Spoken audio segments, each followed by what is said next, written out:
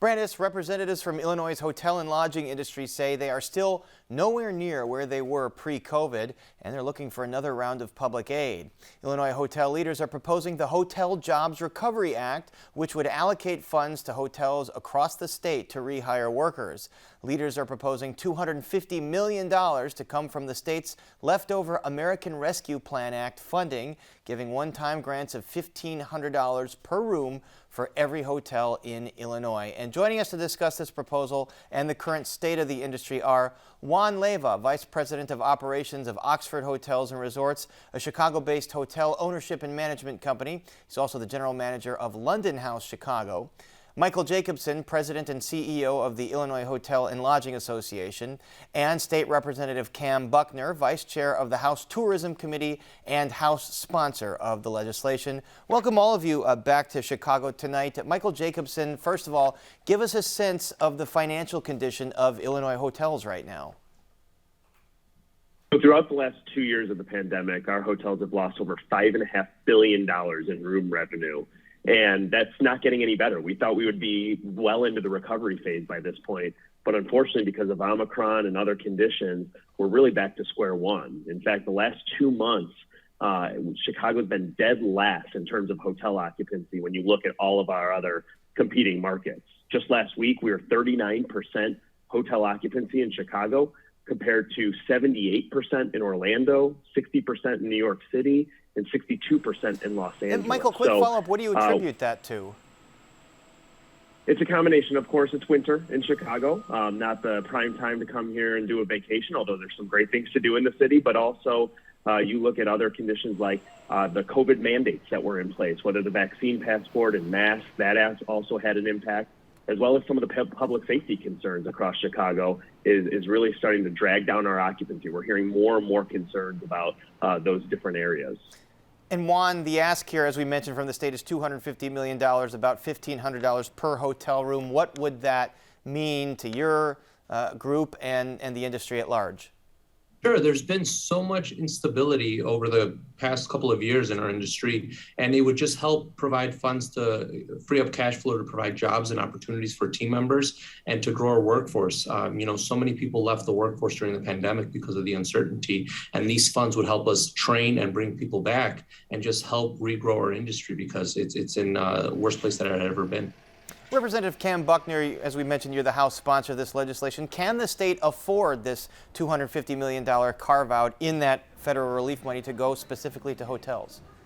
Listen, Paris, I don't think that the state can afford not to do it. When we look at this industry and how important it is to the overall economic impact, the economic picture in the state, we've got to be able to move forward. There is no business recovery in Illinois or in Chicago without a robust recovery of our hotel, hospitality, and tourism sector. And Michael Jacobson, as I understand, 80% of this package would go toward payroll costs. You also have the issue of staffing shortages because it's just hard to attract workers. So would this help solve that, especially if you pay higher rates? It would be. And in Chicago, we already pay higher rates. A lot of people think that hotel jobs are dead-end minimum wage jobs, and that's simply not the case.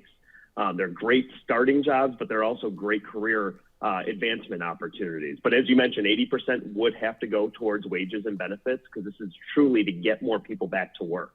We still have 21,000 people that were employed in the hotel industry in 2019 still without a job. 40% of all our jobs were lost over the last 2 years, which is the third worst of any state in the country. So going back to what you also just said about can the state afford it, keep in mind that Illinois got $8 billion in ARPA funds from the federal government. So what we're asking here is only 3% of what the state received in total.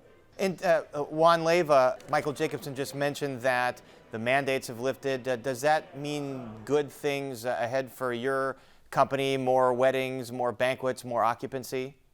Yes, absolutely. The support from the state would definitely help in that. But yes, the mandates being lifted has helped our seeing more pickup. The weddings are starting to feel like they can come back to town, but there's still challenges of the workforce. And that's kind of what this will help address as well, getting more people into the hotels to help service these weddings and service these events that we're seeing the uptick in.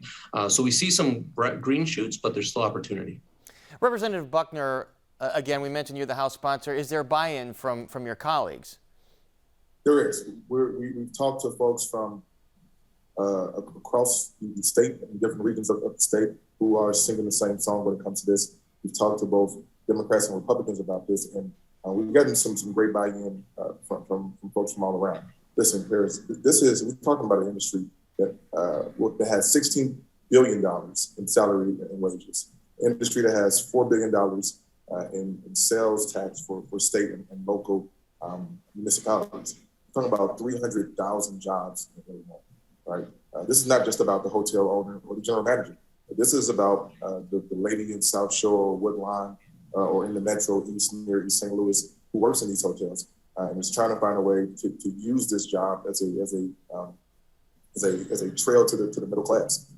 We've got to find a way to make sure that we support them, and that seems to be the sentiment all around the state from many of my colleagues. Michael Jacobson, the hotel industry did get PPP federal funding. How come that wasn't sufficient to deal with the issues that hotels are facing?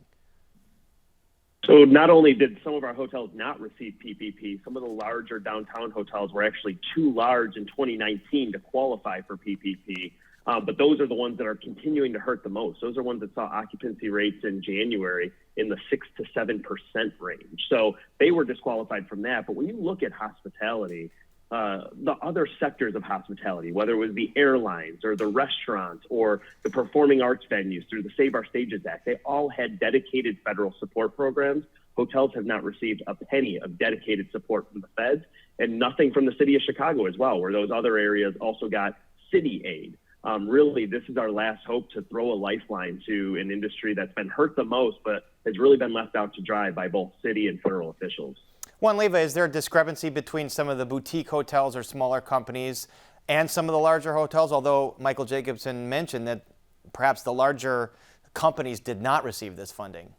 Well, I think the discrepancy is that people might see Hilton or Marriott on the building and assume that it's a nationally corporate-owned hotel, but most of these hotels are franchisees that are owned and operated by local Chicagoans or Illinois residents that are operating these properties. So even though you see a big brand on the top of the building, it doesn't mean that it's owned by a corporation that has, a publicly traded company. It could be a couple or a family owning this hotel, and they've decided to franchise with a brand for the support.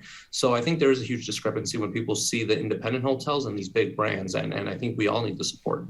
Right, it's an interesting point. A lot of Hyatts or Marriotts or Sheratons might not actually be owned by those companies. Someone local might be paying a franchise fee or a license fee for that name. Before we go, Representative Cam Buckner, your name was floated in the Sun-Times as a possible candidate for Chicago mayor. Is that something that you're exploring? It is, Paris, and I'm strongly considering it. Listen, I'm a Chicago kid. I was born and raised here. I'm raising my family here. Chicago is very important to me. And I know that the city is at an inflection point. We're at a point where we got to figure out who we want to be for the future of Chicago. And so I am strongly considering it. You're strongly considering. Is there a timeline on your decision? Well, obviously right now we're in the middle of legislative session. And so I'll get past that and see what's next. All right, we will continue to follow all of this, and our thanks to Juan Leyva, Michael Jacobson, and State Representative Cam Buckner. Thanks so much. Thanks, Paris. Thank you.